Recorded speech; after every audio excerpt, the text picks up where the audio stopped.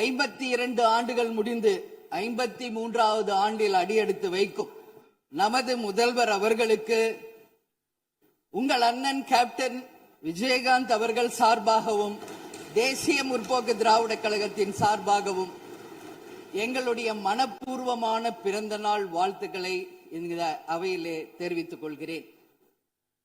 இன்றைக்கு நாம சட்டசபையில பேசுகின்ற உரை ஒன்று மேகதாது அணை பற்றியும் ஆளுநருடைய உரையை பற்றியுமான டிஸ்கஷன். சற்றேறக்குரிய 1.5 மணி நேரமா ஒரே டாபிக் தான் இங்க போயிட்டு இருக்கு.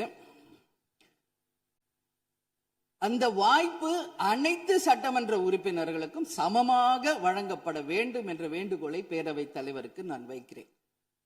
நிறைய பேருக்கு வாய்ப்பு கிடைக்குது, நிறைய பேருக்கு வாய்ப்பே கிடைக்காமையே போயிடுது.